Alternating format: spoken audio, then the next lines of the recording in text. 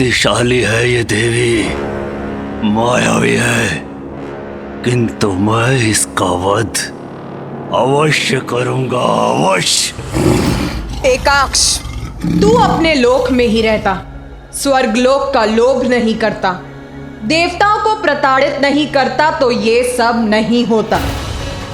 अभी भी समय है, जा अपने लोक लौट जा। तेरे लोक में कोई कमी नहीं है। पृथ्वी लोक के ऋषि और मुनियों के समान, देवलोक के देवताओं के समान, असुरों में भी अपना लोक संभालने का सामर्थ्य है।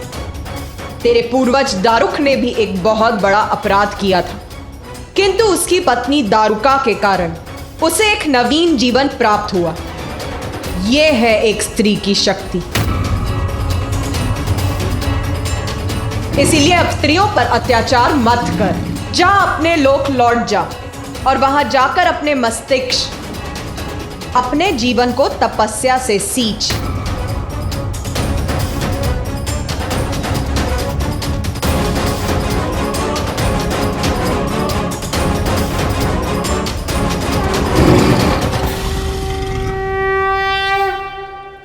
ऐसी स्थिति में कोई भी यही करता, जो अपराध किए हैं उसका प्रायश्चित करता। किंतु एकाक्ष का अहंकार अभी भी उसकी बुद्धि पर छाया हुआ था। अहंकार के मद में इतना चूर था वो कि क्षमा याचना का विचार भी उसके मन में नहीं था। तो फिर क्या किया उसने?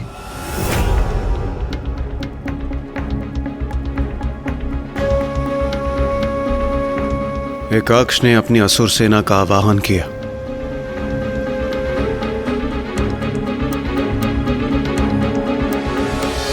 इतना सब घटित हो जाने के पश्चात भी वो माता से युद्ध करना चाहता था और इसके लिए उसने अपनी सेना भी बुला ली।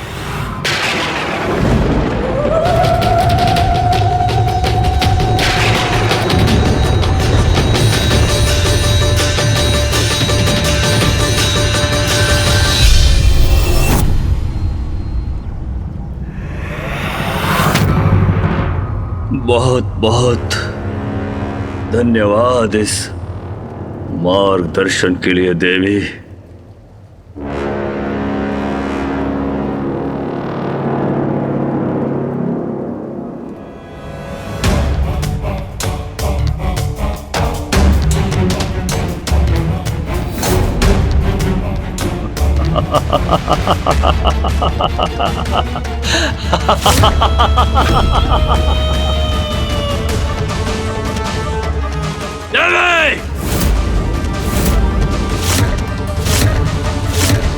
असुर सम्राट एकाक्ष को किसी के मार्गदर्शन की आवश्यकता नहीं है, वो भी एक स्त्री से कदापि नहीं।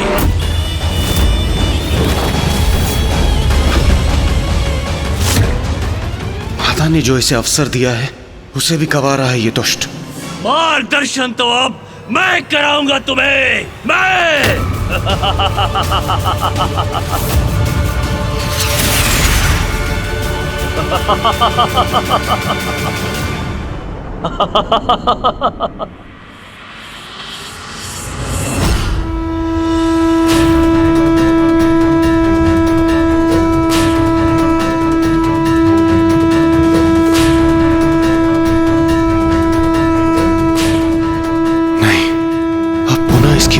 कीट असुर सेना प्रस्तुत होगी, कदापि नहीं।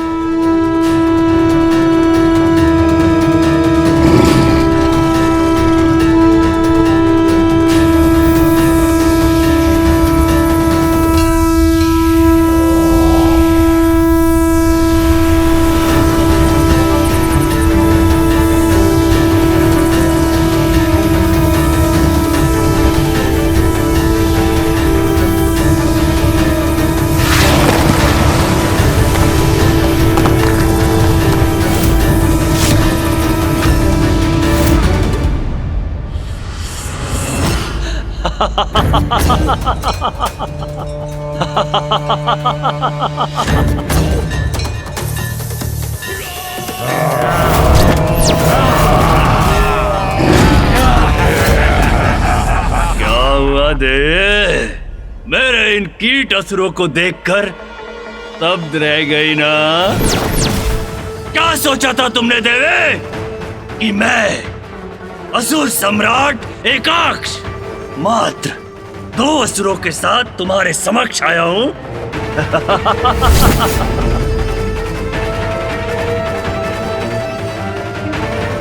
देखो देखो, मेरी संपूर्ण सेना है मेरे साथ, संपूर्ण सेना।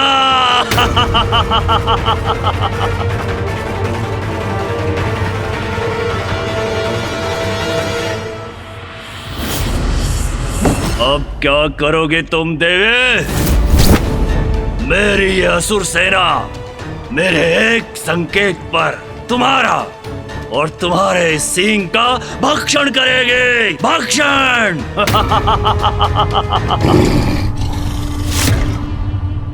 कहो देवी, क्या करूं अब मैं? तुम्हें प्रवचन सुनाऊं? जहां से भी आई हो वापस लौट जाओ। मैं तुम्हें तुम्हारी भूल सुधारने का अवसर देता हूं। जाओ, अथवा यही अंत कर दूंगा तुम्हारा, यही। बोलो बोलो देवी, क्या चाहती हो तुम? बोलो।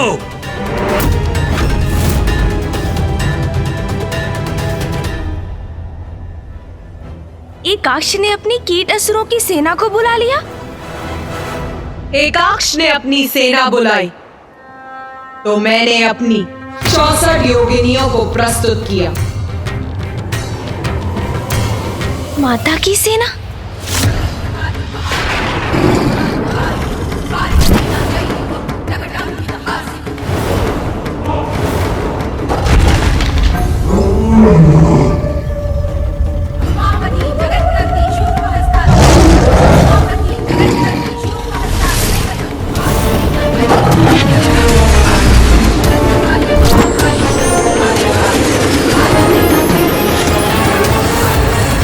बहुरूप तारा,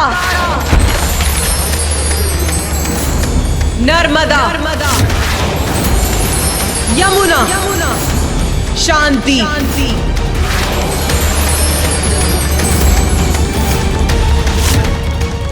ये तो अपने भीतर से अन्य देवियों को उत्पन्न कर रही है। शीघ्र अंत करना होगा इस देवी का। वाराही, काल रात्रि, छिन्नमस्तिका, महालक्ष्मी, क्षेमंकरी, वानरमुखी, यक्षिणी, कामिनी, विंध्यवासिनी, काली, उमा, चामुंडा, धूमावती, स्तुति, अदिति, नारायणी, वायुवीणा, पूर्ति,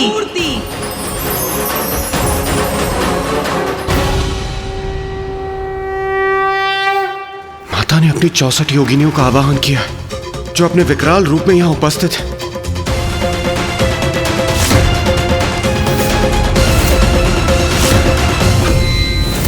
ये एक देवी अनेकों देवी बन गई। कोई बात नहीं, मैं इन सब का वध करूंगा, सबका। अरे रुक क्यों गई देवी? तुमने मात्र 64 स्त्रियां उत्पन्न की है। ये सामना करेंगी मेरी सहस्रों शक्तिशाली असुर सेना का। तेरी सेना? क्या है तेरी सेना? यदि मेरी समस्त योगिनियां संहार करें तो एक पल में समस्त सृष्टि को मिटा सकती हैं। देखना चाहता है तू इनकी संहारक शक्ति? बस बहुत हो गया। अब इस क्रीड़ा का अंत करने का समय आ गया है। अंत। मेरे असुरों, देखो, जो कहा था वही किया मैंने। तुम्हें स्वर्ग लोक में उत्तम जीवन का वचन दिया था मैंने, वो प्रस्तुत है तुम्हारे समक्ष। देखो, मैं तुम्हें और स्त्रियां दे रहा हूं तुम्हारे भक्षण के लिए, और वो भी कोई असुरी राक्षसी स्त्रियां नहीं, देवियां दे रहा हूं, देवियां।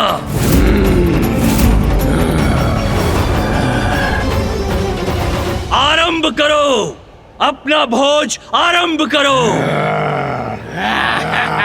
और उस देवी को मेरे आहार के लिए सुरक्षित रखना मत भूलना। जाओ।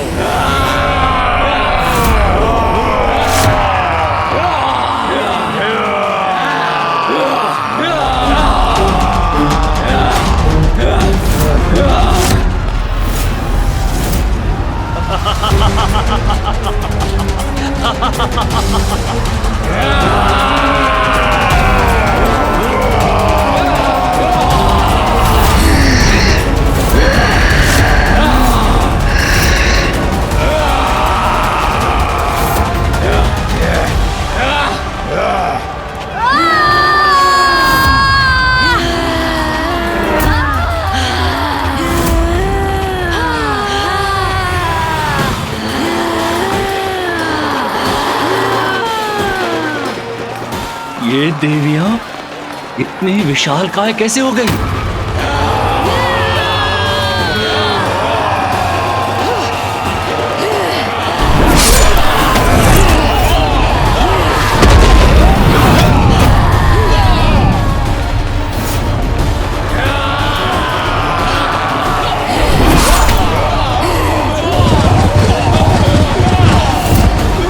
मेरे असुरों को इतनी सहजता से नष्ट कर रही है ये।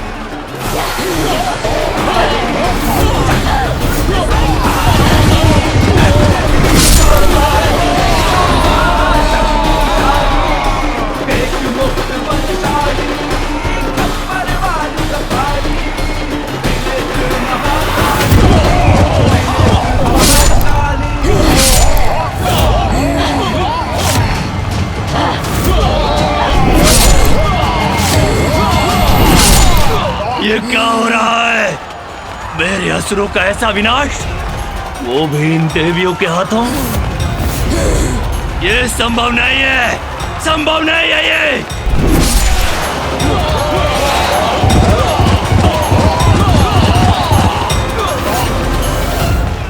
नहीं, ये देवियां मुझे पराजित नहीं कर सकती, कदापि नहीं। जो स्त्री की शक्ति को कम आंकता है उसका यही परिणाम होता है। हमारी दुर्बलता है ये राक्षसियां, भूल जाएंगी आदिशक्ति की भक्ति करना। और वैसे भी अब हमें इनकी कोई आवश्यकता नहीं है। तेरा भी इतना ही भयंकर अंत होगा दुष्ट असुर। नहीं, कदापि नहीं। इन देवियों की स्रोत तुम, मैं तुम्हारा अंत करूंगा तुम्हारा। और मैं विजयी होऊंगा, विजय।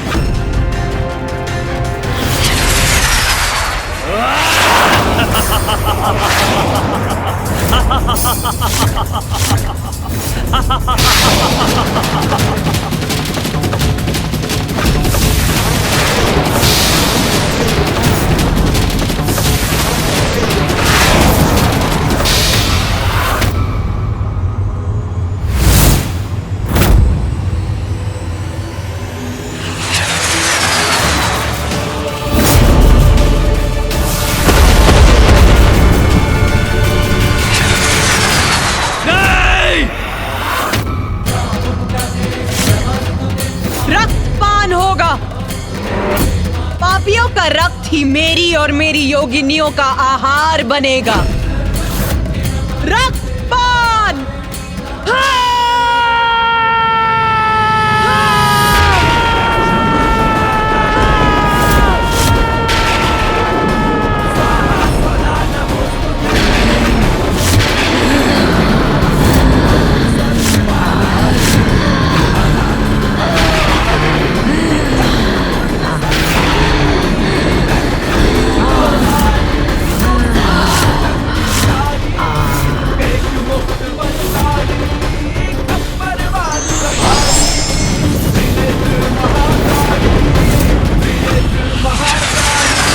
मुझे ज्ञात नहीं तुम सब अपना आकार छोटा करके क्या सिद्ध करना चाहती हो? तुम सभी को अपने पांव के नीचे कुचलने में बहुत आनंद आएगा मुझे।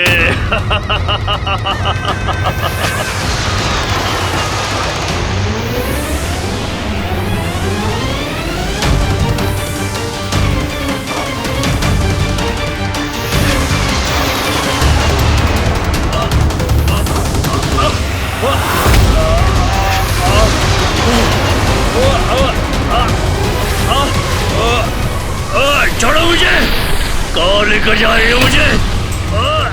छोड़ो, छोड़ो, छोड़ो, मैं कहता हूँ छोड़ो मुझे।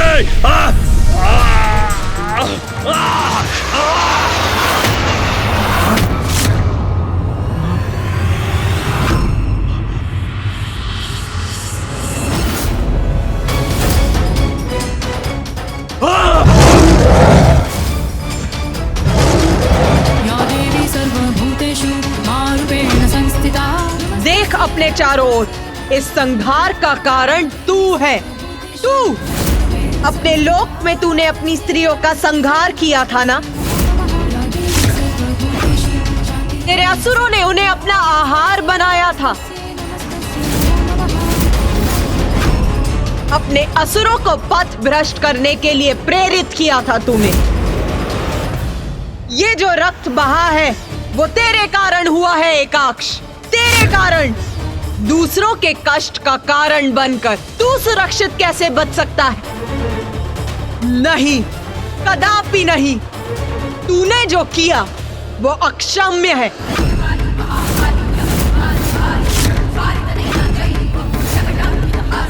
नहीं, मुझे क्षमा कर दीजिए।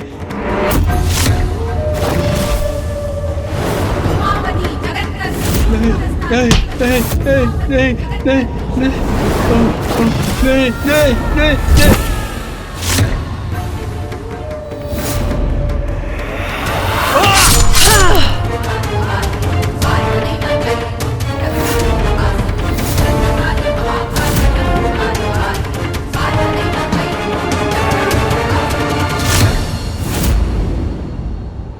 दुष्टों की दुष्टता का अंत भयानक ही होता है।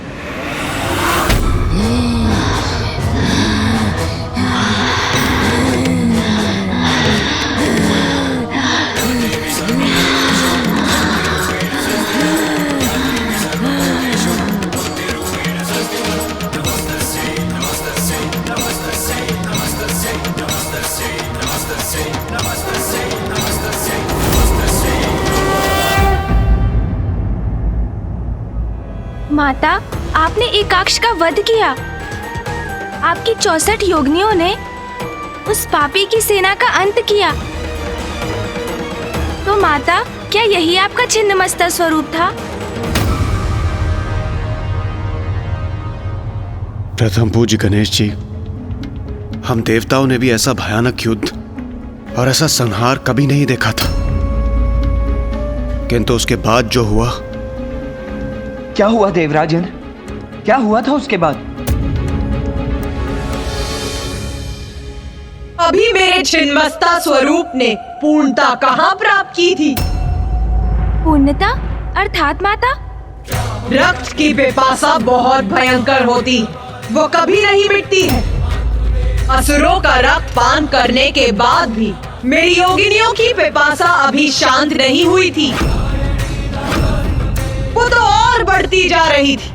वो मुझसे और रक्त मांग रही थी।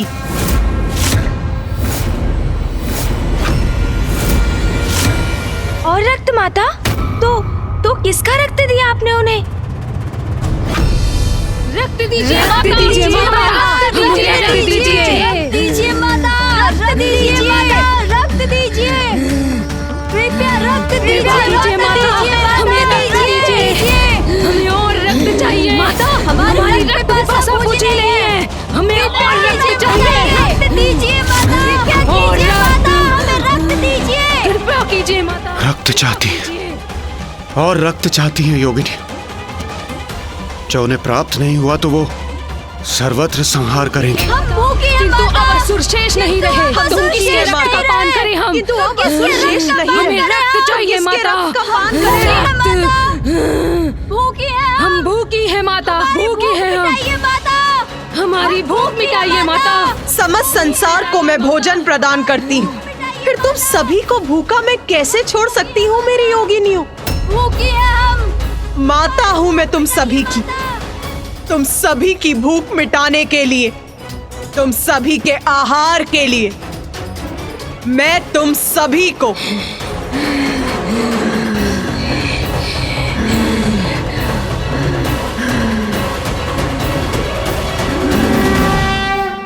अपना रक्त दूंगी, अपना रक्त दूंगी, अपना रक्त दूंगी।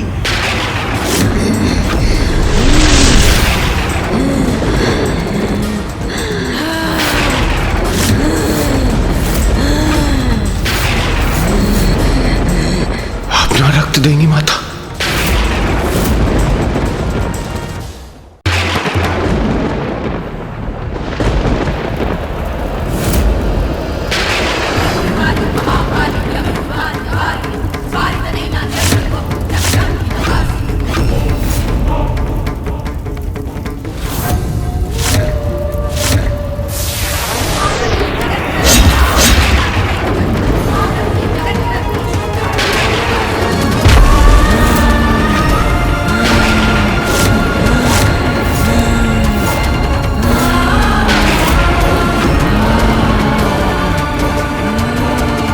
माता ने अपने ही शीश को अपने तन से विलग कर दिया।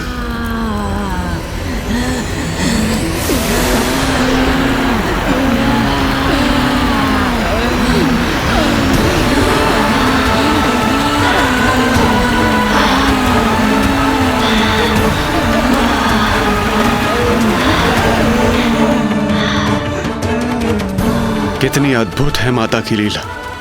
अपनी योगिनियों की तृष्णा को शांत करने के लिए वो स्वयं अपना ही रक्त बहा रही है। जय मां छिन्नमस्ता।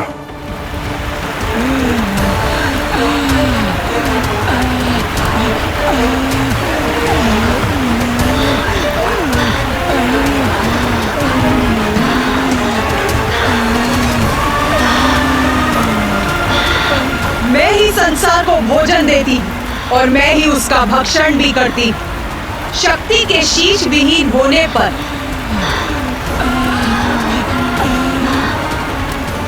महादेव भी अपने शीश रहित कबंध रूप में प्रकट होते और देवी छिन्नमस्ता के साथ कबंध रूप में रहते।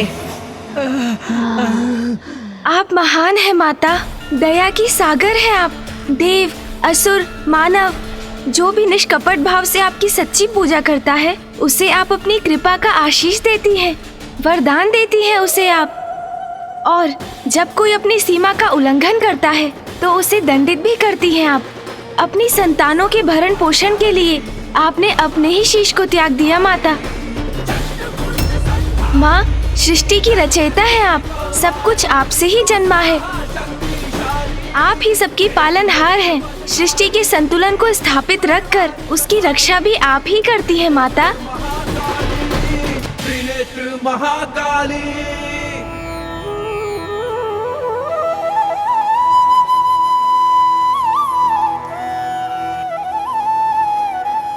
माता, आपका प्रत्येक स्वरूप आपकी शक्ति और आपकी लीला का अद्भुत अनुपम उदाहरण है।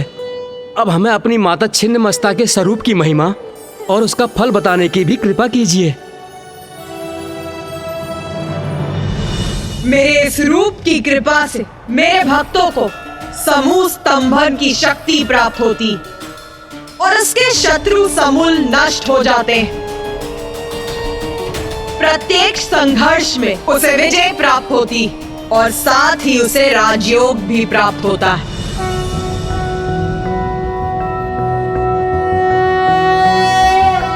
नाभौ शुद्ध सरोज वक्त्र विलसत् पान्धुक पुष्पारुणम् भास्वद भास्कर मंडलम तदुदरे तद्योनि चक्रम महत तन्मध्ये विपरीत मैथुन रत प्रद्युम्न सत्कामिनी पृष्ठस्थान तरुणार्ककोटि विलसत्तेजः स्वरूपां भजे।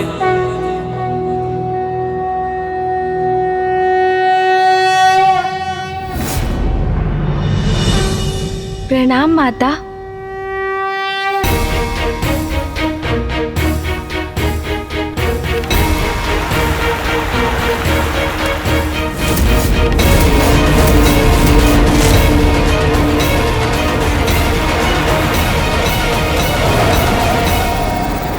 मुझे अनुमति है ना माता कि मैं अपना प्रश्न आपसे पूछ सकूं?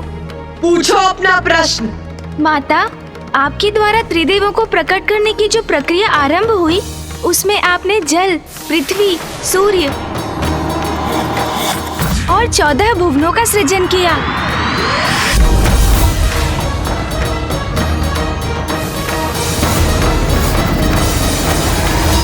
तत्पश्चात 84 लाख योनियों को आपने जीवन भी दिया और तब प्रजनन के माध्यम से जीवों को संतान भी होने लगे। इसके उपरांत आपके द्वारा सृष्टि की रचना का कार्य पूर्ण हो गया होगा ना माता? कार्य पूर्ण हो गया? बताओ मुझे गणेश, क्या है जीवन का चक्र? कैसे पूर्ण होता है वो?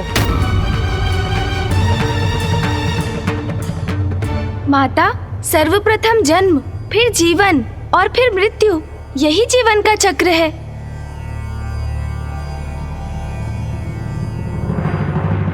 उत्तम उत्तर है तुम्हारा, और उसी में तुम्हारे प्रश्न का उत्तर भी निहित है। सुनो, जीव अब संतानों को जन्म दे रहे थे। जीवों की संख्या में वृद्धि हो रही थी, किंतु उनकी मृत्यु नहीं हो रही थी।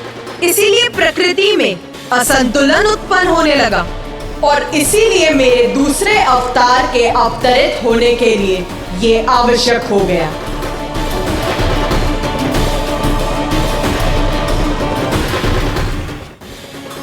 किंतु माता, प्रकृति के संतुलन के लिए जीवों की मृत्यु का होना भी तो आवश्यक था। हाँ, इसीलिए जब तक जन्म, जीवन और मृत्यु का चक्र पूर्ण रूप से स्थापित नहीं होता, मेरा कार्य कहाँ पूर्ण हो सकता है?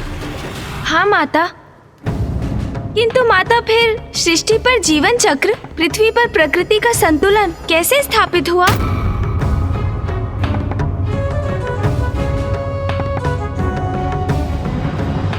यही प्रश्न देवताओं के मन में भी उत्पन्न हुआ था।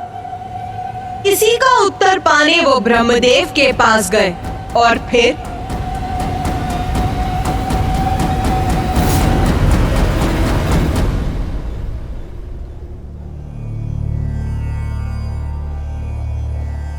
प्रणाम ब्रह्मदेव।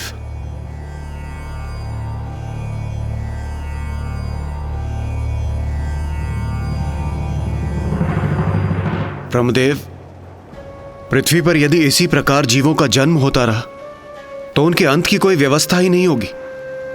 वहां जीवन के सभी साधन जैसे भोजन, जल, वायु सभी अपर्याप्त हो जाएंगे। सृष्टि का संतुलन बिगड़ जाएगा प्रभु। और प्रभु, यदि ऐसा हुआ तो घोर अनिष्ट होगा। कृपया करके आप ही कोई समाधान सुझाकर इस समस्या का निदान कीजिए प्रभु। देवगण, आपकी चिंता सर्वथा उचित है, किंतु इस संसार में जो कुछ भी होता है उसके पीछे कोई बड़ा कारण अवश्य होता है। जब देवी श्री महाकाली ने संसार के जीवों को प्रजनन क्षमता प्रदान की तो उन्हें भी इस परिस्थिति का पूर्वानुमान अवश्य होगा। इसका हल पाने के लिए हमें देवी श्री महाकाली की प्रार्थना कर उनसे हमारे मार्गदर्शन की गुहार लगानी चाहिए।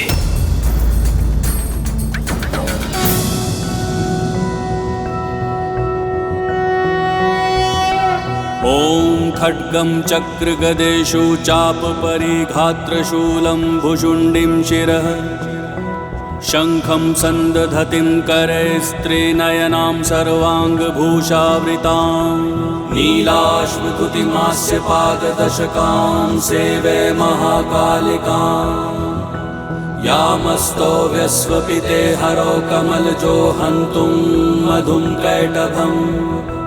ॐ जयन्ती मङ्गलकाली भद्रकाली कपालिनी दुर्गा क्षमा शिवा धात्री स्वाहा स्वधा नमोस्तुते।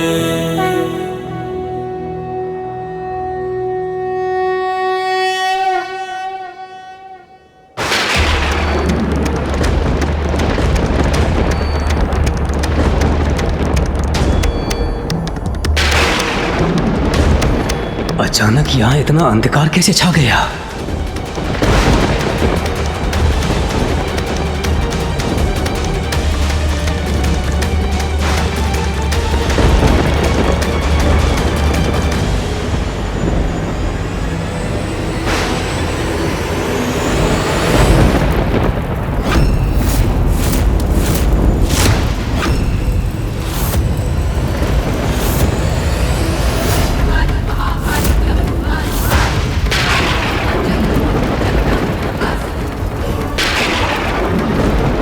प्रणाम देवी भैरवी। प्रणाम देवी। मृत्यु मृत्यु मृत्यु मृत्यु मृत्यु मृत्यु है आपकी समस्या का समाधान। मृत्यु है आपकी समस्या का समाधान। मृत्यु है आपकी समस्या का समाधान। मृत्यु है आपकी समस्या का समाधान। ब्रह्मदेव, पृथ्वी पर यदि इसी प्रकार जीवों का जन्म होता रहा तो उनके अंत की कोई व्यवस्था ही नहीं होगी। सृष्टि का संतुलन बिगड़ जाएगा प्रभु। और प्रभु यदि ऐसा हुआ तो घोर अनिष्ट होगा। कृपया करके आप ही कोई समाधान सुझाकर इस समस्या का निदान कीजिए प्रभु।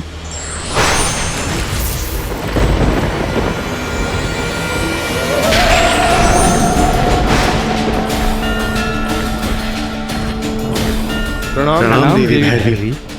प्रणाम देवी। मृत्यु मृत्यु मृत्यु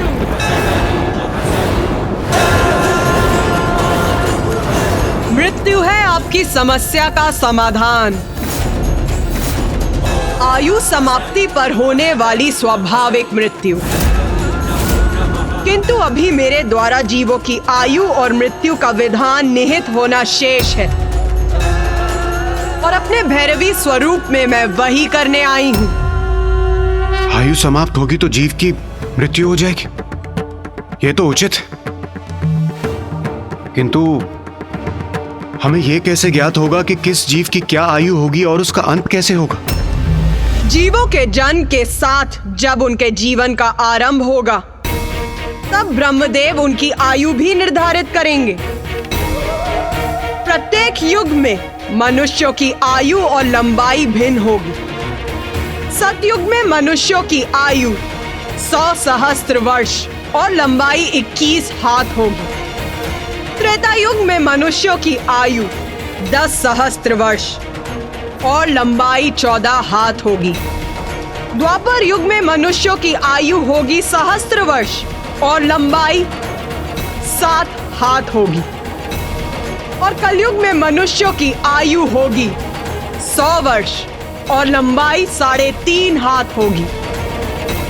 और जैसे जैसे कलयुग आगे बढ़ेगा मनुष्यों की आयु कम होती जाएगी और लंबाई भी कम होती जाएगी। और कलयुग के अंत में मनुष्यों की आयु केवल 12 वर्ष रहेगी और लंबाई बहुत छोटी रह जाएगी।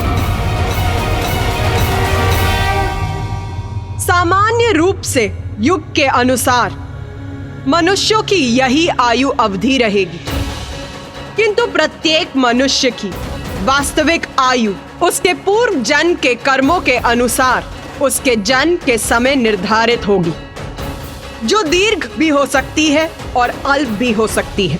माता, मनुष्यों की मृत्यु के बाद उनका तन मिट जाएगा, किंतु आत्मा कहाँ जाएगी? मेरे भुवनेश्वरी स्वरूप में 14 लोकों की रचना की थी मैंने।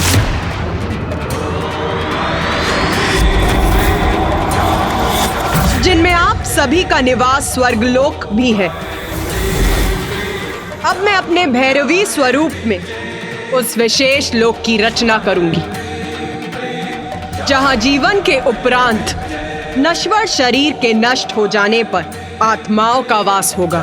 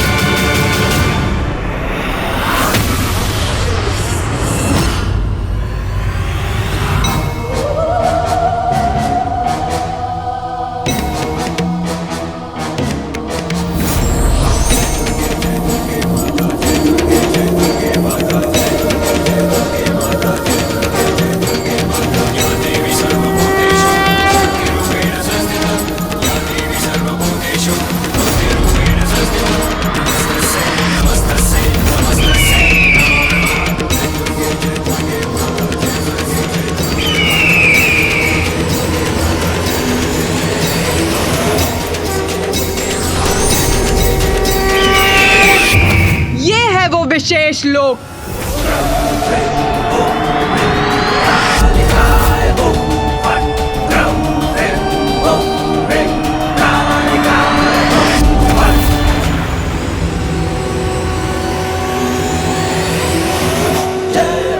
धर्म परायण और सदाचारी जीवों की आत्माओं को यहाँ स्वर्ग लोक के सुखों का अनुभव होगा, और जो दुराचारी और धर्म भ्रष्ट जीवों की आत्माएं होंगी, ये लोक उनके लिए नर्क के समान होगा।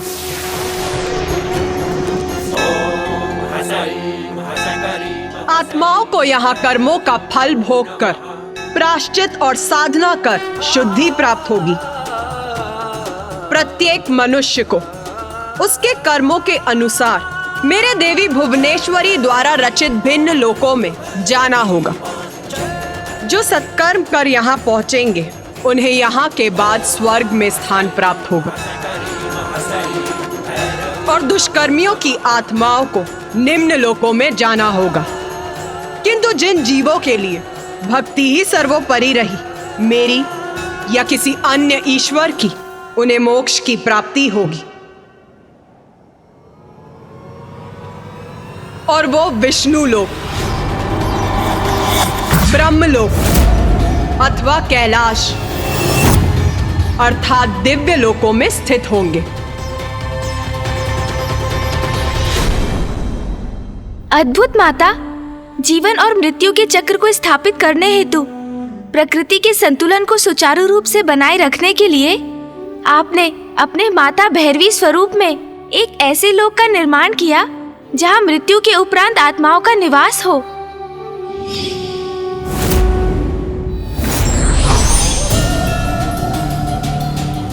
तुम्हारे मन में एक और प्रश्न उत्पन्न होने का आभास हो रहा है मुझे। पूछ गणेश, पूछ, क्या पूछना है तुम्हें? माता, सूर्य देव के प्रश्न का उत्तर जानने के लिए ही मैं भी उत्सुक हूँ। आत्माओं के लिए एक अन्य लोक का निर्माण तो हो गया, किंतु उसको व्यवस्थित रूप से चलाने का दायित्व किसको सौंपा गया माता?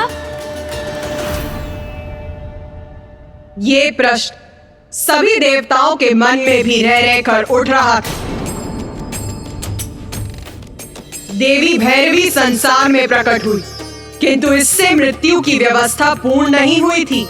उसके लिए एक काल देवता की आवश्यकता थी, जो हमारा प्रतिनिधित्व कर इस कार्य का दायित्व संभाले। उनकी सहायता के लिए काल के दूत की आवश्यकता थी, और जो जीवों की आत्माओं को बंदी बनाए, उस पाश की आवश्यकता थी। पाश?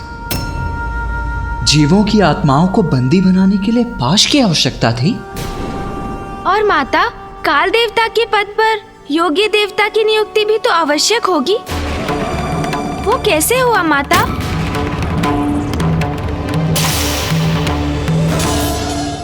प्रश्न पूछ रहे हो तो उसका उत्तर पाने का धैर्य भी रखो। हमें क्षमा कीजिए माता। सर्वप्रथम ये प्रश्न सूर्यदेव के मन में भी उत्पन्न हुआ था, किंतु उन्हें कहा गया था कि इस प्रश्न का उत्तर उनसे ही जुड़ा हुआ था। उत्तर सूर्यदेव से जुड़ा था, अर्थात माता?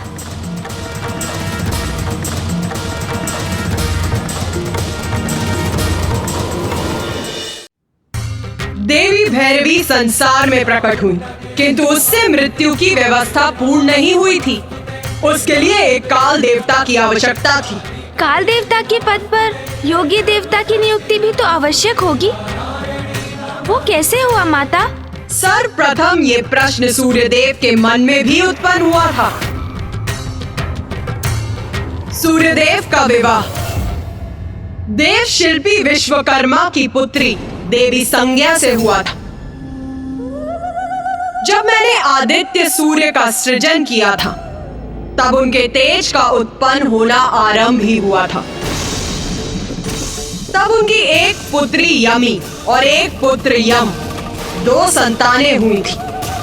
कुछ समय के लिए तो सब कुछ कुशल था, किंतु समय के साथ सूर्य का तेज बढ़ता गया।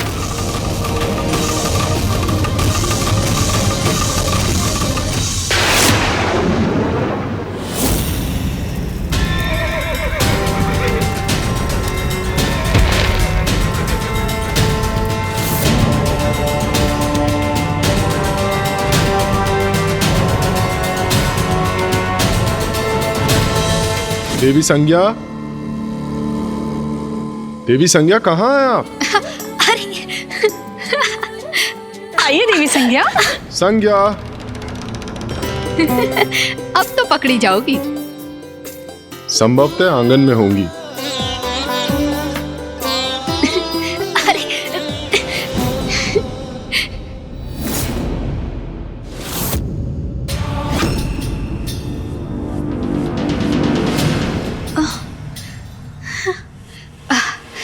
इतना प्रचंड तेज, इतना तीव्र प्रकाश। ओह,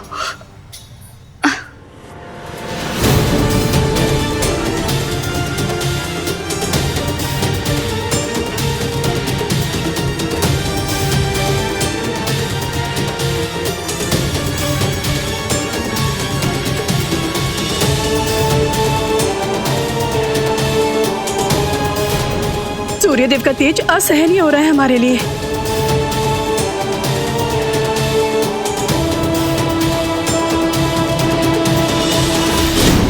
स्वामी,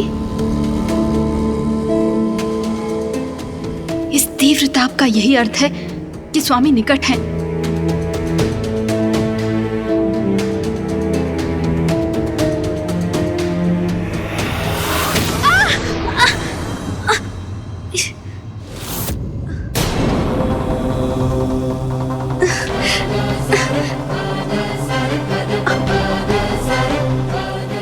स्वामी, मैं वो। देवी संज्ञा, क्या मुझे इतना भी अधिकार नहीं कि मैं अपनी पत्नी का स्पर्श कर सकूं? स्वामी, ऐसी कोई बात नहीं है, मैं तो बस।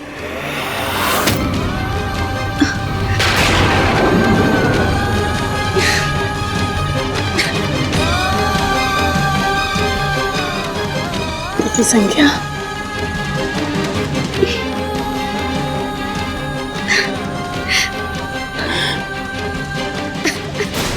देवी संज्ञा, धैर्य रखिए, सब ठीक हो जाएगा।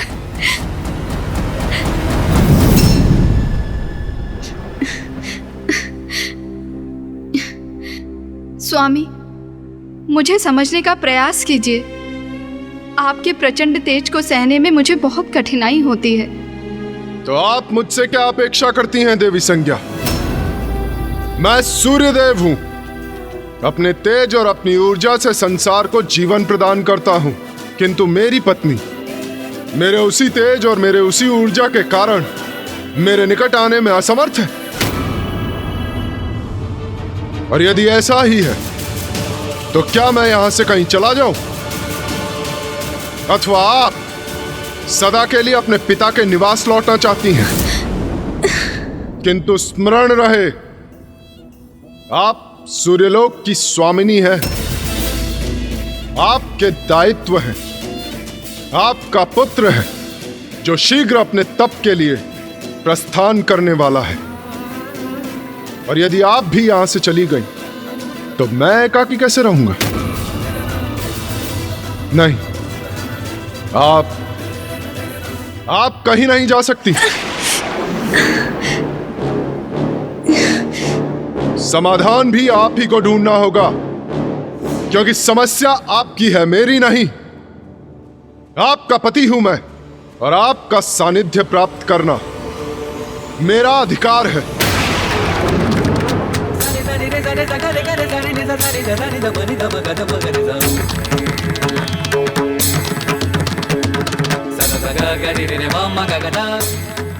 माँ,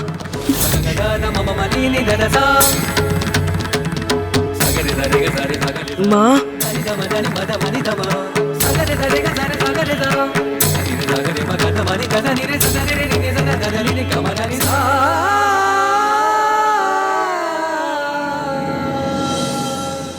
माँ, मैं आपको इस प्रकार दुखी होते हुए नहीं देख सकता, और आपको इस अवस्था में देख के तो मैं तपस्या के लिए कदापि नहीं जा सकता। माँ,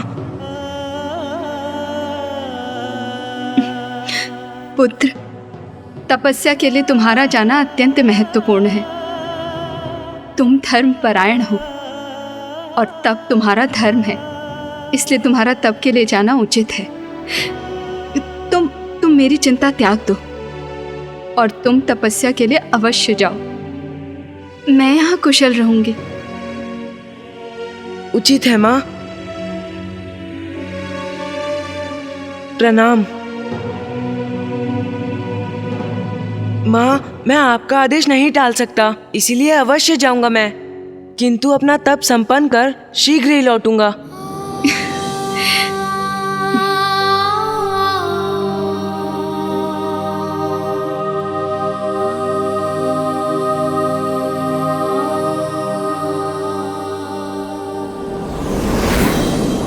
मैं क्या करूं माँ?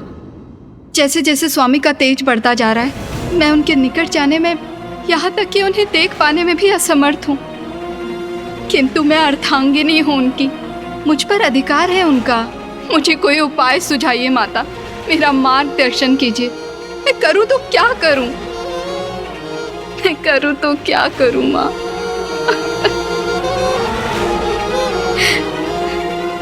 और आपको इस अवस्था में देख के तो मैं तपस्या के लिए कदापि नहीं जा सकता माँ। तुम धर्म परायण हो और तब तुम्हारा धर्म है। तपस्या, घोर तप करूंगी मैं, और मेरा तप मुझे मेरे स्वामी के तेज को सहने की शक्ति देगा। हाँ माँ, मैं तप करूंगी। किंतु स्मरण रहे, आपका पुत्र है जो शीघ्र अपने तप के लिए प्रस्थान करने वाला है, और यदि आप भी यहां से चली गई तो मैं एकाकी कैसे रहूंगा? किंतु मैं अपने तप के लिए यहाँ से कैसे जाऊं? स्वामी मुझे कभी कहीं जाने की अनुमति नहीं देंगे, और उनके निकट रहते हुए मैं अपना तप भी नहीं कर पाऊंगी। क्या करूं मैं करूं तो क्या करूं?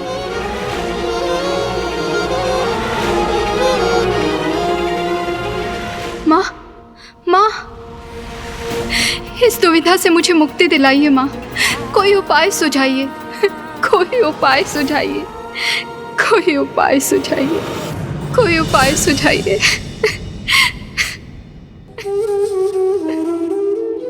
कोई उपाय सुझाइए माँ, कोई उपाय सुझाइए।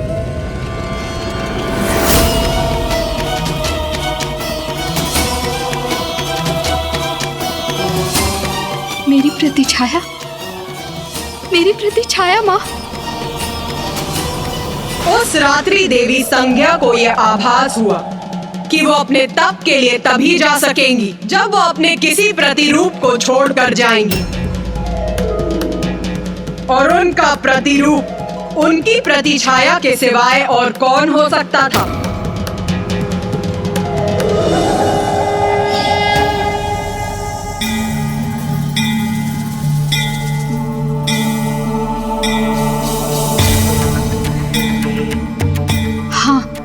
यही उचित है, माँ का भी यही संकेत है। यही करूंगी मैं, अपनी इस छाया को यहाँ स्थित करूंगी।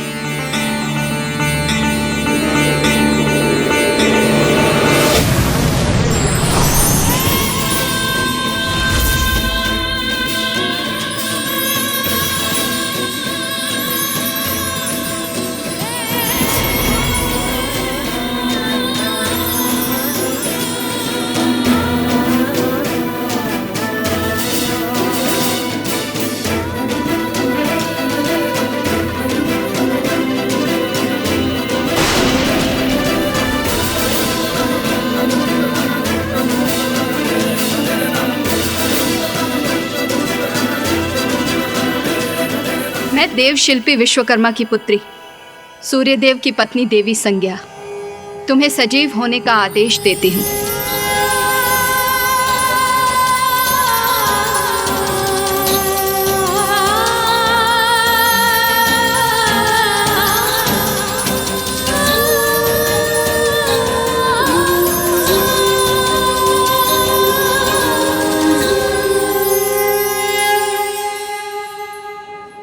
तुम छाया हो, मेरी प्रतिछाया।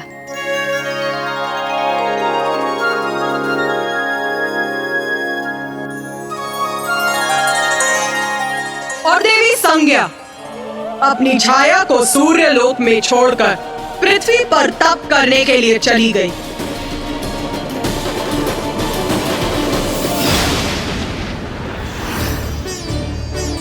स्वामी,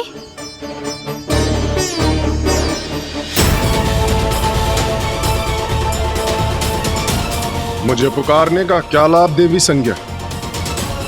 क्योंकि यदि मैं मुड़कर आपकी ओर देखूंगा तो आप अपने नेत्र नीचे कर लेंगी।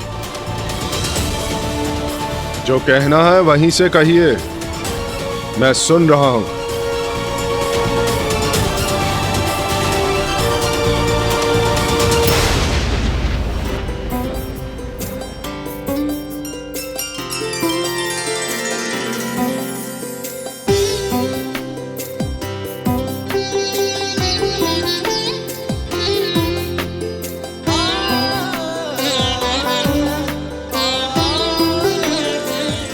स्वामी, आपको पूजा का प्रसाद दिए बिना मैं आपको कैसे जाने देती?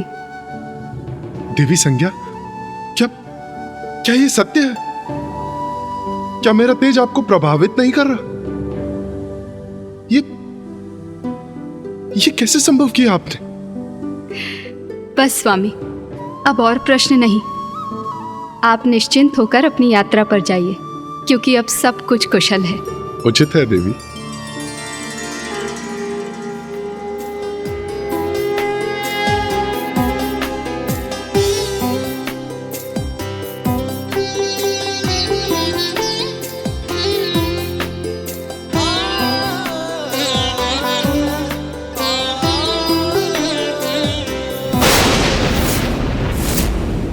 मैं देवी संज्ञा नहीं, छाया हूं सूर्यदेव। मैं आपकी पत्नी नहीं, मात्र उनकी प्रति छाया हूं। मैंने देवी संज्ञा को वचन दिया है कि मैं आपकी देखभाल करूंगी और किसी को भी ये ज्ञात नहीं होने दूंगी कि वो सहज आपका सानिध्य प्राप्त करने के लिए यहाँ से बहुत दूर तपस्या करने गई हैं। सूर्यदेव, जब माता संज्ञा तपस्या करने सूर्यलोक से चली गईं, तो क्या आपको कभी उनकी अनुपस्थिति का आभास नहीं हुआ? क्या ऐसा कभी प्रतीत नहीं हुआ कि छाया माँ संज्ञा माँ तो है ही नहीं? प्रथम पूज्य गणेश जी, देवी छाया देवी संज्ञा की प्रतिरूप थी। सभी प्रकार से वो उनके समान थी और मैं भी अपनी पत्नी का साथ पुनः पाकर अत्यंत प्रसन्न था। और जब भी मैंने उनके भीतर आए हुए परिवर्तन का रहस्य जानने का प्रयास किया तो सदा उन्होंने उस प्रश्न को टाल दिया। तब तनिक शंका अवश्य होती थी मुझे। तो क्या आप कभी सत्य ज्ञात कर सके सूर्यदेव? हाँ गणेश जी। ये सत्य कैसे जाना आपने सूर्यदेव, बताइए ना। गणेश, तुम पुनः वो प्रश्न पूछ रहे हो जिसका उत्तर देने का समय अभी नहीं आया है। क्षमा कीजिए माता, मैं तो बस उत्सुकतावश पूछ रहा था। धैर्य गणेश, धैर्य। तुम्हारी उत्सुकता अवश्य शांत होगी। तो सुनो, सूर्यदेव के पूर्व किसी अन्य को यह ज्ञात हो गया था कि देवी छाया उनकी पत्नी देवी संज्ञा नहीं है। अब तुम्हारे मन में उत्पन्न होने वाले प्रश्न का उत्तर देने के लिए मैं एक प्रश्न पूछती हूँ तुमसे। उचित है माता। उस समय का विचार करो गणेश, जब देवी पार्वती में परिवर्तन आने प्रारंभ हुए थे तो सर्वप्रथम उसका आभास किसे हुआ था? महादेव को, कुमार कार्तिकेय को, या तुम्हें?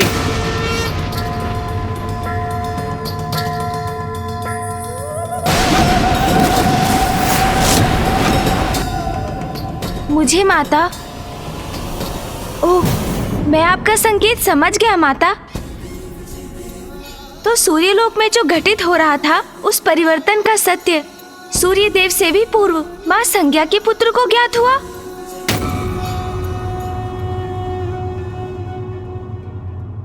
देवी छाया यम से अपना सत्य नहीं छिपा सकी, क्योंकि माँ के आंचल की ममता, माँ की ममता भरी दृष्टि और उनमें आया हुआ परिवर्तन संतान के नेत्रों से छिपाया नहीं जा सकता।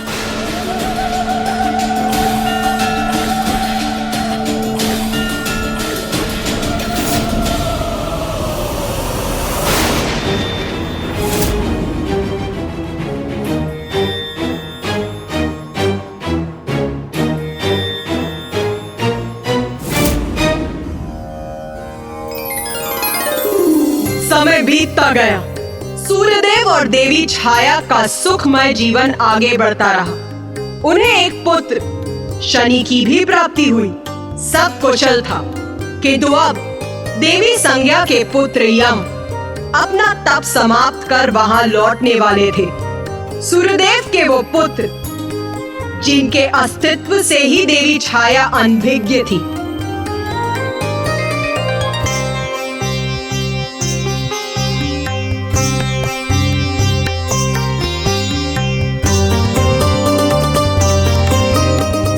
माँ कितनी आनंदित है, अर्थात यहाँ सब कुशल है। मैं माँ को चकित कर दूंगा।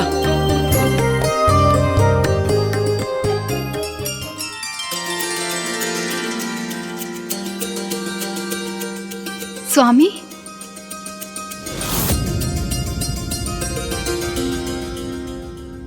यहाँ तो कोई भी नहीं है।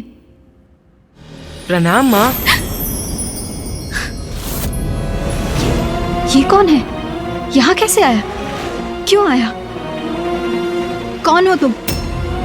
और मुझे स्पर्श करने का साहस तुमने कैसे किया? माँ ने मुझे पहचाना नहीं और माँ भयभीत भी है मुझसे। स्वामी,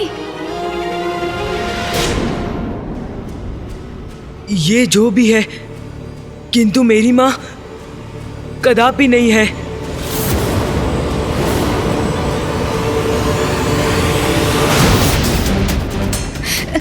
स्वामी, स्वामी, स्वामी देखिए वहाँ पे कोई है। वहाँ वो कोई है। कौन? वो वहाँ पे। ये अब समझा मैं। अचानक अपने पुत्र को देखकर आप फूले नहीं समा रही, पुत्र? और अपनी प्रसन्नता व्यक्त करने के लिए शब्द नहीं है आपके पास, है ना? कौन है ये और यहाँ माँ के स्थान पर क्यों है?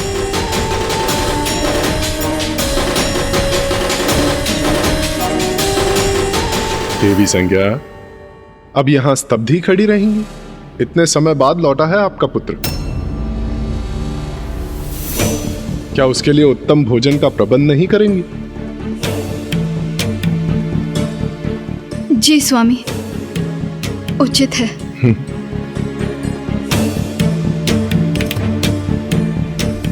पिताश्री, ये मेरी माँ नहीं है।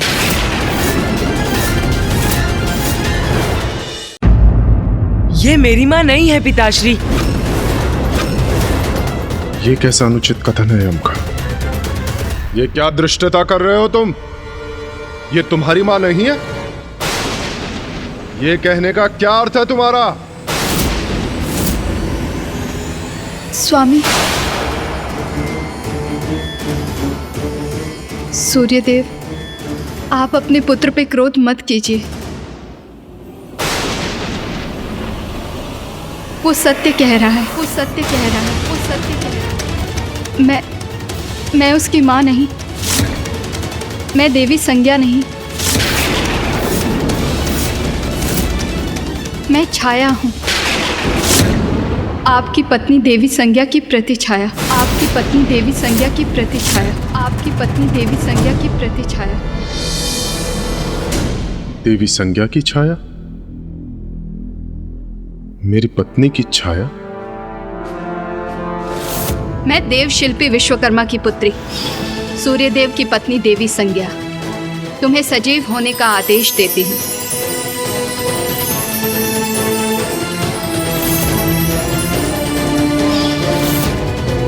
तो अंततः इस प्रकार सूर्यदेव को सत्य ज्ञात हो ही गया।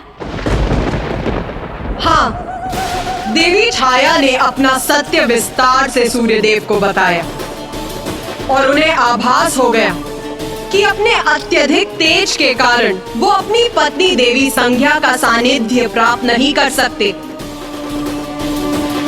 इसीलिए इस समस्या का निदान पाने के लिए वो अपनी पत्नी देवी संज्ञा के पिता देव शिल्पी विश्वकर्मा के पास गए।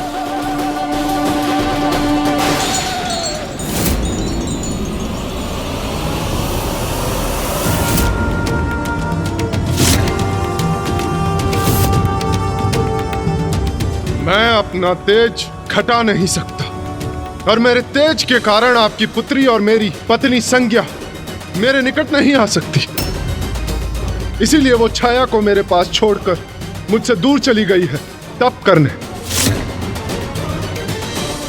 अब आप ही इस समस्या का कोई निदान सुझाइए ससुर श्री। बताइए मुझे कि मैं क्या करूं? मैं क्या करूं?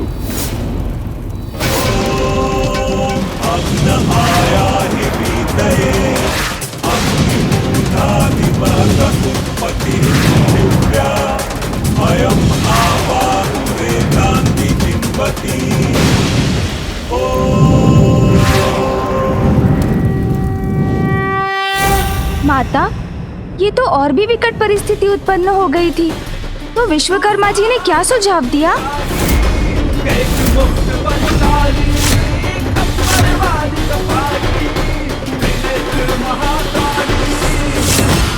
मैं अपना तेज घटा नहीं सकता। अब आप ही इस समस्या का कोई निदान सुझाइए ससुर श्री। बताइए मुझे कि मैं क्या करूं?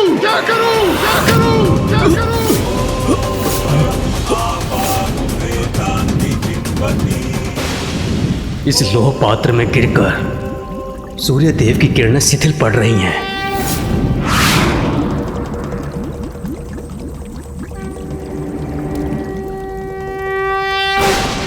कदाचित मुझे इस समस्या का समाधान प्राप्त हो गया।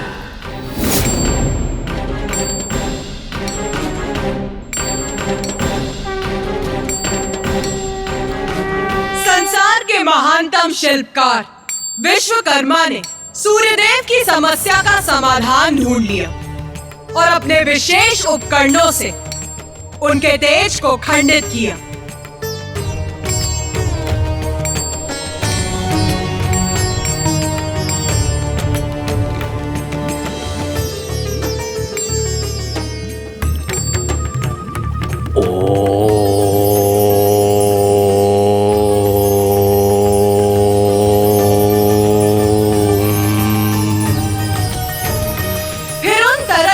से सभी देवताओं के लिए अस्त्र शस्त्र का निर्माण किया।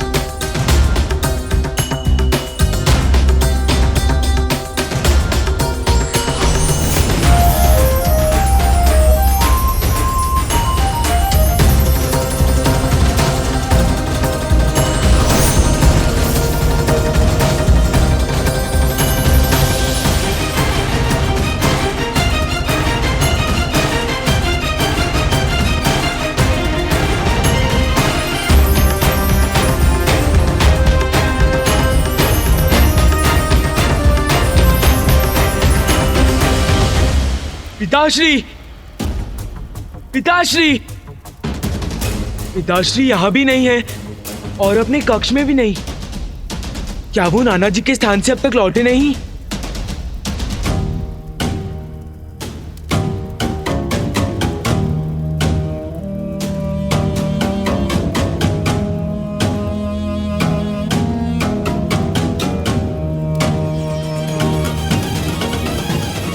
धन्यवाद विश्वकर्मा जी।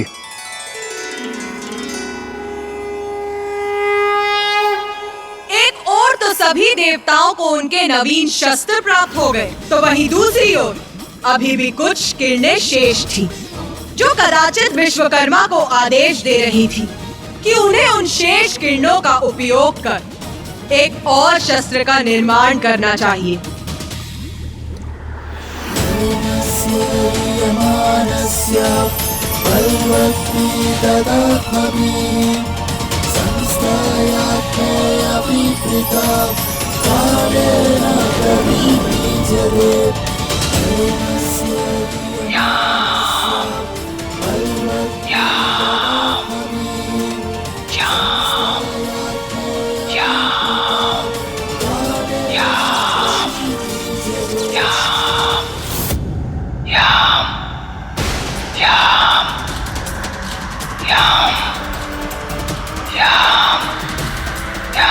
मुझे ऐसा क्यों प्रतीत हो रहा है जैसे नाना जी के भवन से मुझे कोई पुकार रहा हो।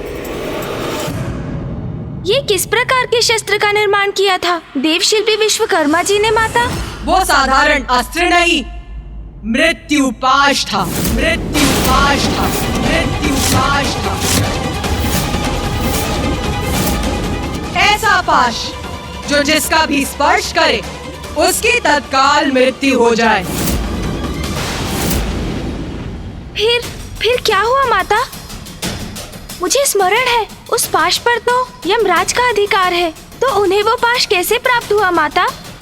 इस बार किसी देवता ने नहीं, स्वयं मृत्युपाश ने अपने स्वामी को चुना।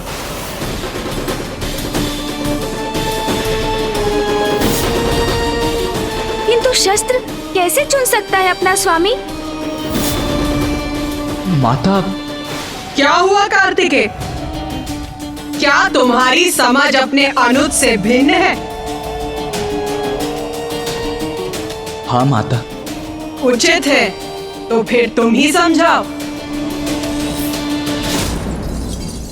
अनुज गणेश, तुम तो सर्वज्ञाता हो, बुद्धि के देवता हो, किंतु फिर भी यदि तुम मेरे मुख से शस्त्र की महिमा समझना चाहते हो तो सुनो। शस्त्र और योद्धा एक दूसरे के पूरक हैं। ये कोई संयोग नहीं है कि पिताश्री, मामा जी, फूफा जी, समस्त देव, मैं और तुम्हारा भी अपना एक विशेष शस्त्र है। प्रत्येक शस्त्र का स्वामी पूर्व से ही नियत होता है, और फिर जो कुछ भी घटित हो रहा था वो तो मां की लीला का ही परिणाम था। सर्वथा उचित कहा तुमने कार्तिकेय। माता, इंद्रदेव, सूर्यदेव, वायुदेव, वरुण देव, अग्निदेव, यहाँ तक कि पिताश्री, मामा जी, फूफा जी अर्थात त्रिदेव भी तो वहाँ एकत्रित थे ना? तो बताइए ना, उस पाश ने उन सभी योग्यता संपन्न देवों में से यमदेव को ही अपना स्वामी कैसे चुना माता? तुम्हारी ये जिज्ञासा भी अवश्य शांत करूंगी मैं गणेश।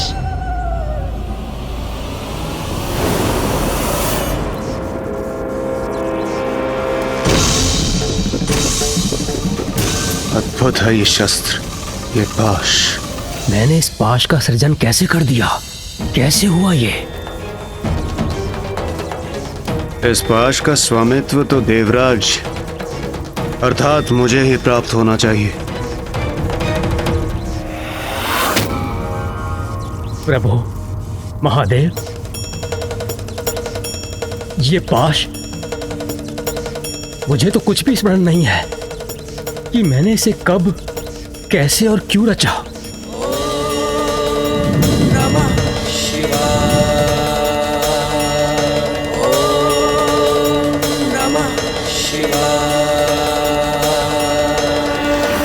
देवशिल्पी विश्वकर्मा, आपके जिन हाथों से समूची सृष्टि की रचना हुई है, वो जो भी रचेंगे उसका अवश्य कोई बड़ा महत्व होगा। किंतु प्रभु, आप त्रिदेवों के साथ इंद्रदेव और सभी देवों के शस्त्रों का मैं पूर्व ही निर्माण कर चुका हूं। फिर इस पाश रूपी शस्त्र का क्या रहस्य है? जो भी हो, ये मेरे भवन में स्थित रहे, ये उचित नहीं है। इसका अवश्य ही कोई ना कोई कारण होगा, इसे वो पूरा करना ही होगा। किंतु इसका अधिकार किसे मिलेगा, ये हम कैसे ज्ञात करेंगे?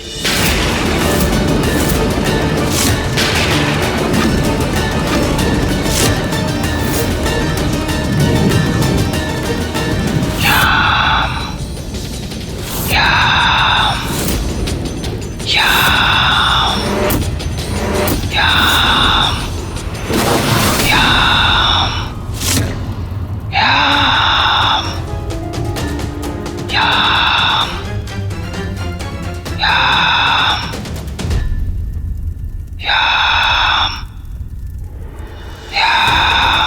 नाना जी के भवन से ये कौन मेरा आवाहन कर रहा है रह रहकर? पिताजी वही हैं। कहीं उन्हें तो मेरी आवश्यकता नहीं? मुझे स्वयं जाकर वहां देखना चाहिए।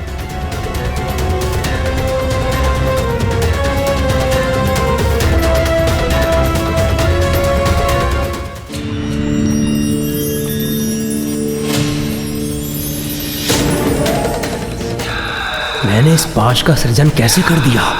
कैसे हुआ ये? मुझे ऐसा क्यों प्रतीत हो रहा है जैसे नाना जी के भवन से मुझे कोई पुकार रहा हो। मुझे स्वयं जाकर वहां देखना चाहिए।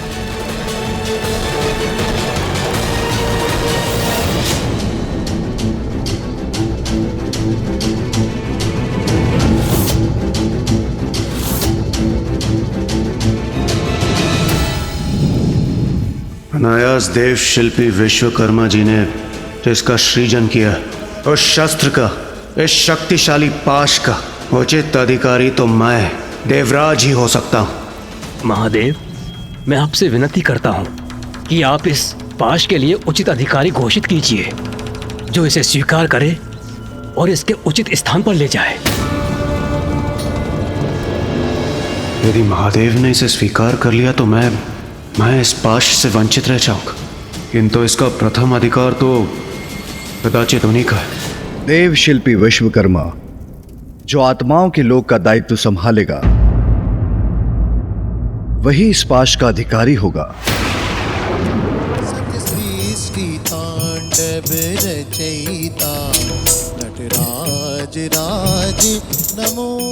आचरण की श्रेष्ठता, धर्म और न्याय के प्रति सर्वोच्च निष्ठा धारण करने वाला ही इस पद, दायित्व का और पाश का अधिकारी होगा।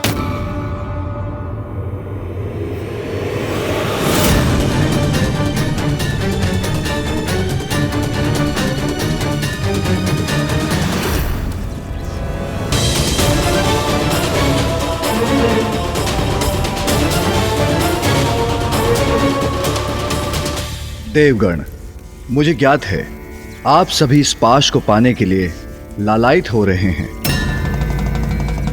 तो संकोच मत कीजिए। आप इसे पाने का प्रयास करने के लिए स्वतंत्र हैं। उचित है। महादेव, नारायण और ब्रह्मदेव को इस पाश की कोई आवश्यकता नहीं, और उनके बाद तो वरिष्ठ मैं ही हूं। मैं ही इस पाश के योग्य हूं। देवराजेंद्र, मन की इच्छा को भीतर मत रखिए। अब तो महादेव की भी अनुमति है। यदि आप इस पाश को प्राप्त करना चाहते हैं तो आगे बढ़िए, प्रयास कीजिए। जो आज्ञा नारायण।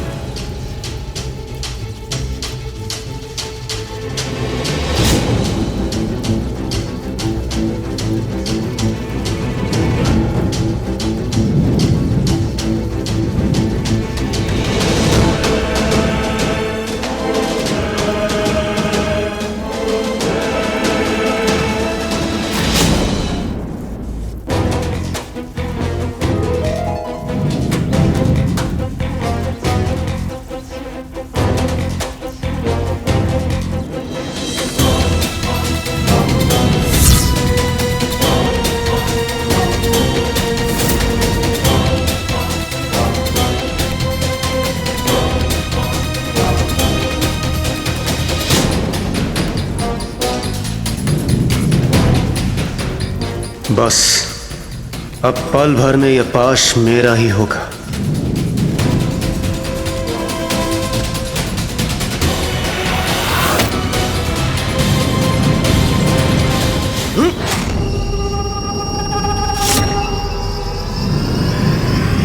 अरे, इस पाश ने तो मुझे जकड़कर अपने वश में कर लिया।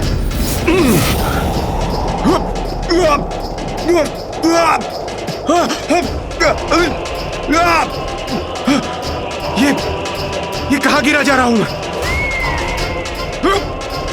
ये कौन सा लोक है ये? देवराज,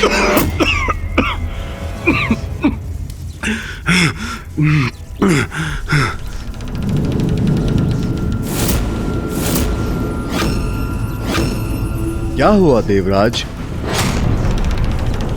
आप कुशल तो है ना?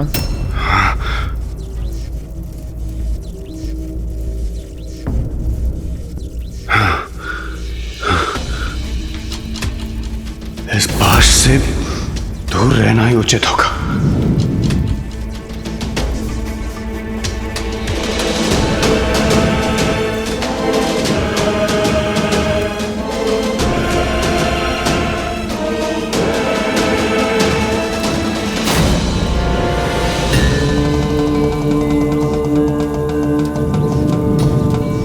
कैसे अद्भुत और शक्तिशाली अस्त्र का निर्माण हुआ है मुझसे, जिसे देवराज इंद्र भी नहीं संभाल पाए।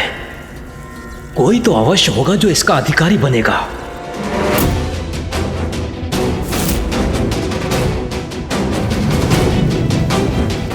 देव कोई स्पष्ट संकेत क्यों नहीं दे रहे हैं? अरे देवराज इंद्र, एक क्षण पूर्व अभी आप उस पाश को उठाने गए थे और अचानक से पीछे हट गए।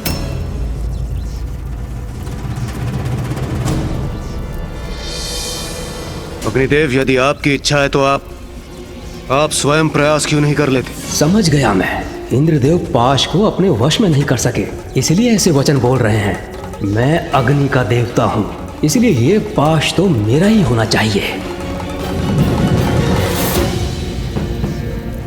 प्रभु, यदि आपकी आज्ञा हो तो इस पाश को उठाने का प्रयास करूं।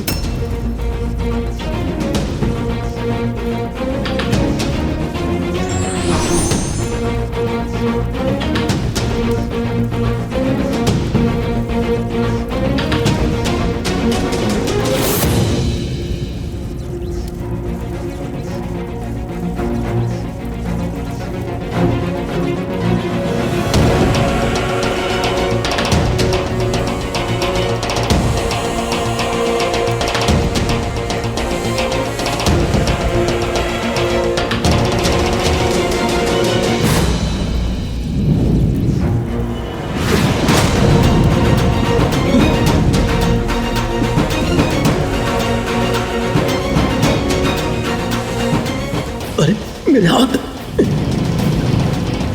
इन अंधकारी छिद्रों में कैसे फंस गए मेरे हाथ?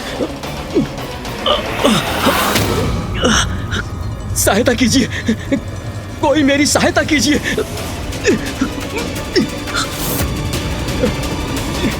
कोई मेरी सहायता करने के लिए भी नहीं है यहाँ। एकाकी हूं मैं।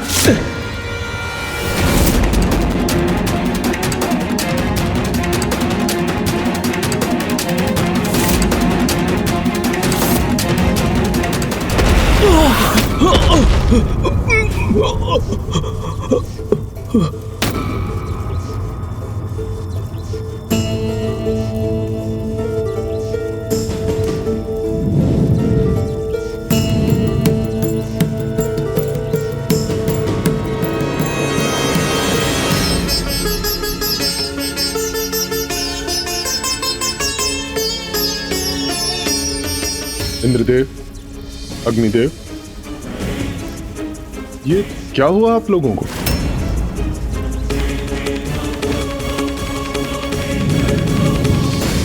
ये तो स्पष्ट है कि देवराज इंद्र और अग्निदेव दोनों इस पाश के उत्तराधिकारी नहीं हैं। किंतु क्या अब शेष देवताओं में कोई इसे प्राप्त करने का प्रयास करना चाहेंगे?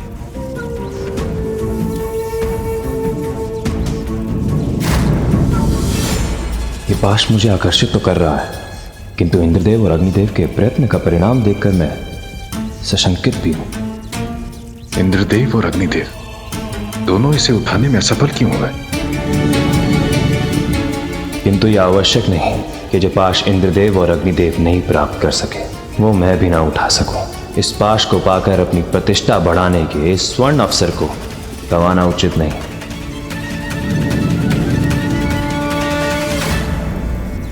प्रभु नारायण, आपकी आज्ञा हो तो मैं प्रयास करूं। अवश्य।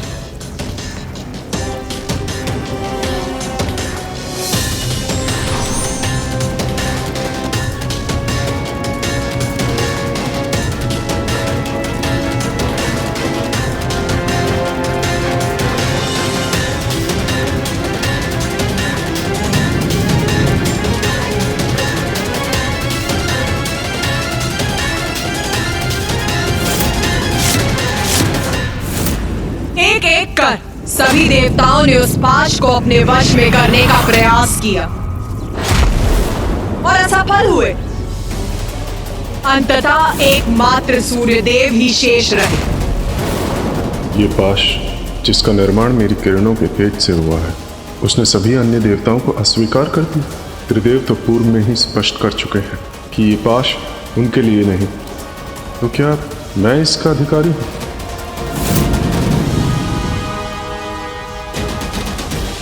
प्रभु, आपकी आज्ञा हो तो मैं प्रयास करूं।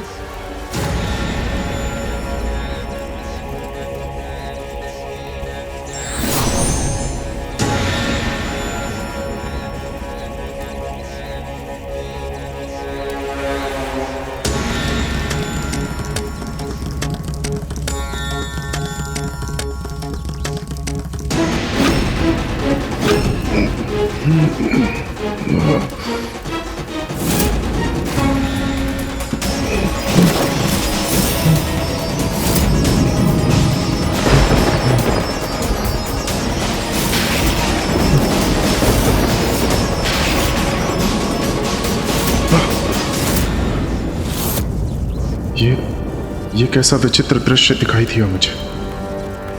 सूर्यदेव, कहिए, क्या देखा आपने? महादेव, वो मैंने देखा कि वो पिताश्री,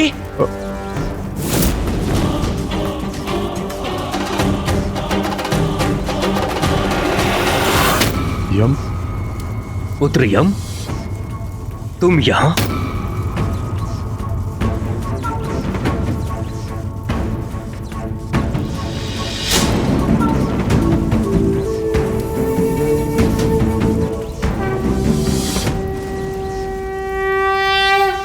पिताश्री, मुझे ज्ञात था आप यहाँ हैं, तो जब मुझे प्रतीत हुआ कि कोई मुझे यहाँ से पुकार रहा है, तो मैं आपका विचार कर यहाँ चला आया। यम को प्रतीत हो कोई पुकार रहा है उसे यहाँ से, और मैंने जो दृश्य देखा, तो क्या यम? पुत्र यम, उचित समय पर उचित स्थान पर पहुंचे हो तुम। महादेव, मैं कुछ समझा नहीं। शीघ्र सब समझ जाओगे पुत्र, किंतु सर्वप्रथम जाओ उस पाश को उठाओ।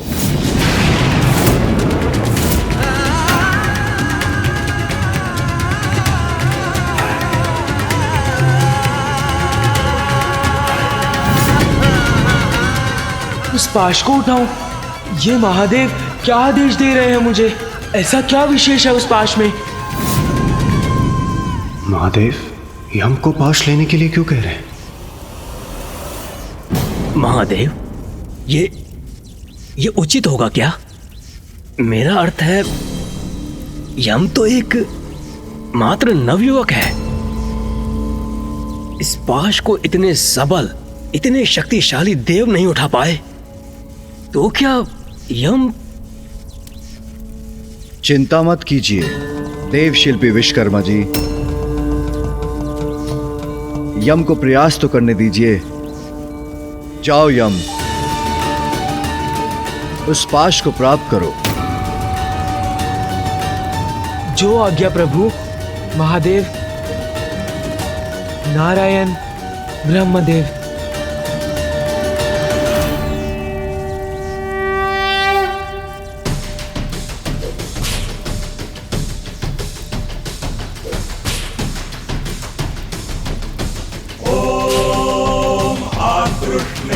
रजसा वर्तमानो निवेशयन्नमृतञ्च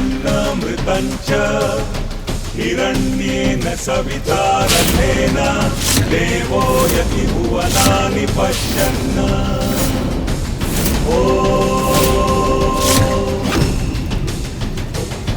ॐ अग्निमूर्धादिवः उत्पत्तिः पृथिव्या अयम् आपादुनेतान्ति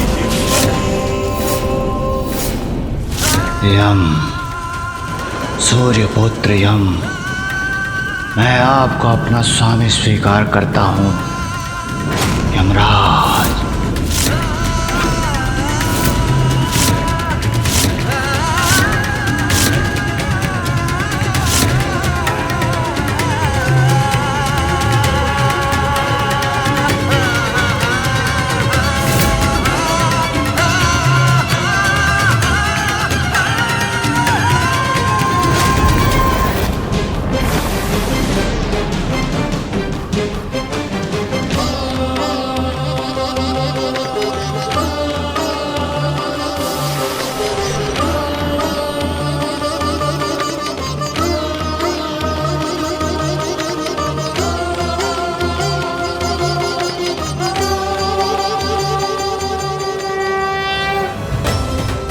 आश्चर्य है, पाश ने यम का स्पर्श स्वीकार कर लिया, अर्थात यम ही इसका अधिकारी है।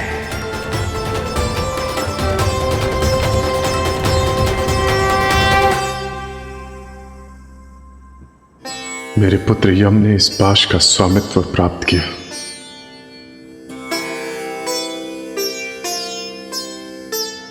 तुम तो केवल एक साधारण बालक हो यम। फिर ऐसा क्या है तुम में जो इस पाश ने मुझ देवराज इंद्र को छोड़कर तुम्हें अपना स्वामी स्वीकार कर लिया?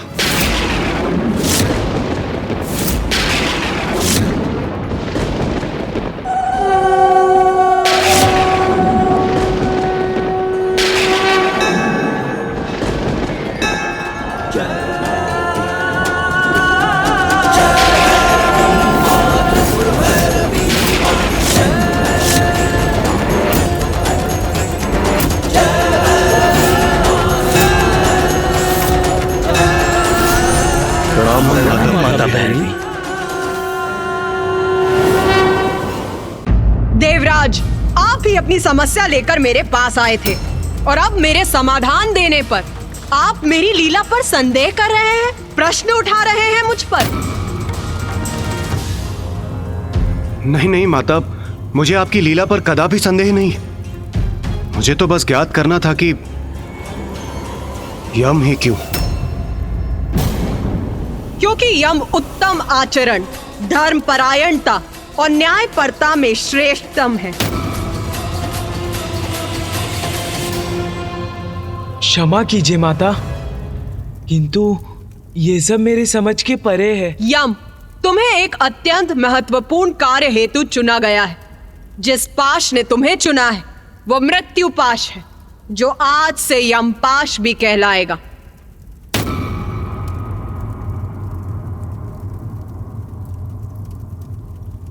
ये तो आपका सौभाग्य है देवगण कि आप सभी सुरक्षित हैं।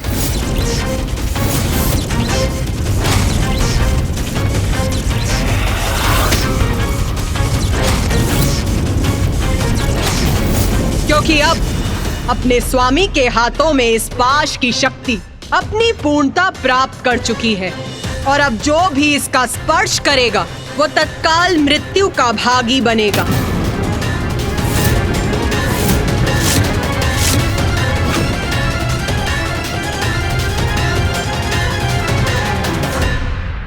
यम, मैं तुम्हें मृत्यु का देवता और मृत्यु के उपरांत आत्माएं जिस लोक में निवास करेंगी उसका अधिपति बनाती हूँ। आज से वो लोक यमलोक के नाम से भी जाना जाएगा।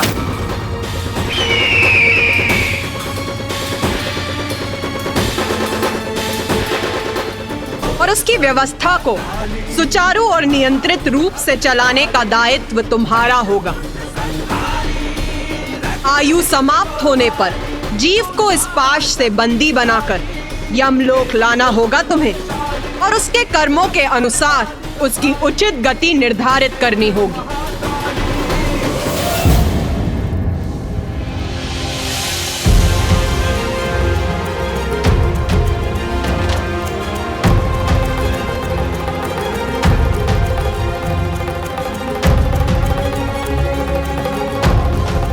जो आज्ञा माता।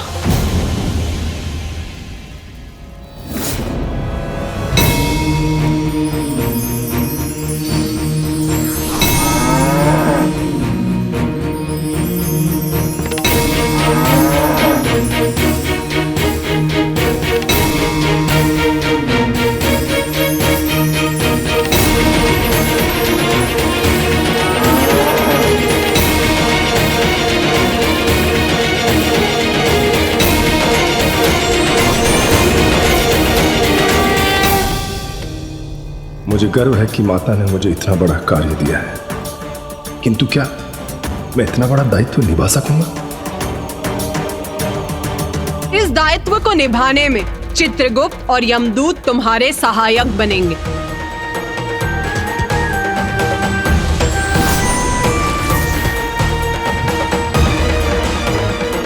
प्रणाम माते, प्रणाम त्रिदेव, प्रणाम महाराज यमदेव,